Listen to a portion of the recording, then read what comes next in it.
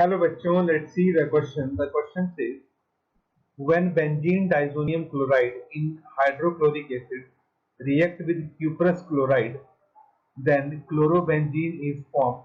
The reaction is called option A Zettermann reaction, option B Perkin reaction, option C Itard reaction, option D Sandmeyer reaction. तो हमें ये बताना है कि इनमें से कौन सी रिएक्शन है जिसमें डायजोनियम सॉल्ट क्यूप्रस क्लोराइड का क्लोरोबेंजीन देता है. So first of all, we will write down the key concept, and the key concept is diazonium salt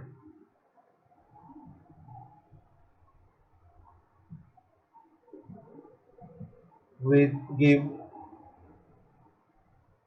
chlorobenzene by Zettermann and Sandmeyer reaction.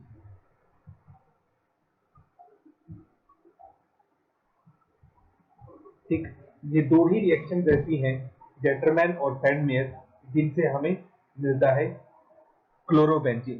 ठीक, इटार्ड और Perkin दोनों reaction में ही आपको chlorobenzene नहीं मिलता है, तो इसका मतलब ये हुआ कि ये दोनों ही रिएक्शन यहाँ पे नहीं होंगी. तो फिर भी हम इनको देखते हैं कि इन सभी रिएक्शंस में एक्चुअल में होता क्या है. तो सबसे पहले हम बात करेंगे अबाउट जेटरमैन रिएक्शन.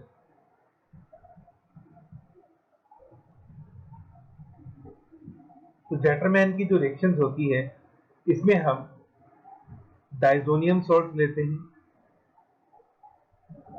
और डायजोनियम सॉल्ट की रिएक्शन हम करवाते हैं copper in presence of HCl. तो इस रिएक्शन में हमारा जो फाइनल प्रोडक्ट है दैट इज क्लोरोबेंजीन. तो इस रिएक्शन में हमारे पास क्लोरोबेंजीन बनता है, लेकिन हम यहाँ पे क्यूप्रस क्लोराइड को यूज नहीं करते, हम यहाँ पे सिर्फ कॉपर को यूज करते हैं. तो इसका मतलब ये हुआ कि ये जो हमारे पास रिएक्शन है ये ऑप्शन हमारे पास सही नहीं है. ठीक, दूसरी हम बात करते हैं सैंडमेयर रिएक्शन. तो सैंडमेयर रिएक्शन में हमारे पास क्या होता है, हम डायजोनियम सॉल्ट लेते हैं,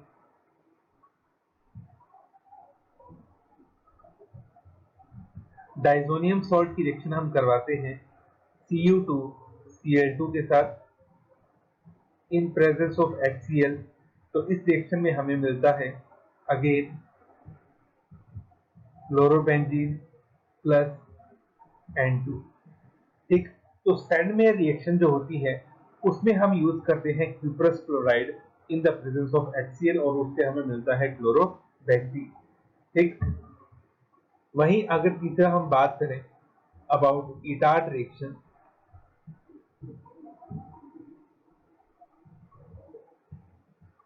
तो इटार्ड रिएक्शन हमारे पास कुछ इस तरह की होती है.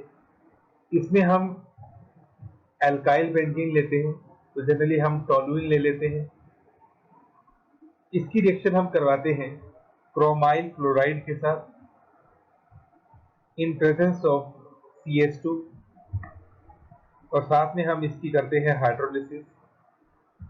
तो इस रिएक्शन से हमें मिलता है बेंजल्डिहाइड. ठीक, तो इटार्ड रिएक्शन से हमारे पास बेंजल्डिहाइड बनता है. और लास्ट अगर हम बात करें पर्किन रिएक्शन की, तो पर्किन में हम बेंजल्डिहाइड लेते हैं. बेंजल्डिहाइड को हम इस तरह से लिख लेंगे और इसकी रिएक्शन हम करवाते हैं एसिड एनहाइड्राइड के साथ. एसिड एनहाइड्राइड को हम इस तरह से लिखेंगे in the presence of sodium acetate. तो यहां से हमारे पास वाटर मॉलिक्यूल बाहर निकलता है -H2O और हमारे पास बनता है, यहां नीचे लिख लेते हैं इसको, benzene CH double bond CH C double bond O O C double bond O CH3. फिर ये जो हमारे पास प्रोडक्ट बना, इसकी फर्दर जब हाइड्रोलिसिस की जाती है तो हमारे पास बनता है cinnamic acid that is benzene CH, double bond CH, COOH। तो एक तो आपके पास सिनेमिक एसिड बनता है और साथ में बनता है एसिटिक एसिड। ठीक, तो पर्किन रिएक्शन में हमारे पास फाइनल प्रोडक्ट होता है वो सिनेमिक एसिड होता है। तो इसका मतलब ये हुआ कि सैंडमेयर और जेटरमैन में से सैंडमेयर हमारे पास करेक्ट ऑप्शन हुआ, क्योंकि क्यूप्रस क्लोराइड सिर्फ इसी में यूज होता है, बाकी किसी में भी यूज नहीं होता। तो हमारे पास ऑप्शन ए रॉन्ग है, सी रॉन्ग है, बी भी रॉन्ग है, ऑप्शन डी करेक्ट है। So our final answer is option D, Sandmeyer reaction. Hope you understood it well. Best of luck.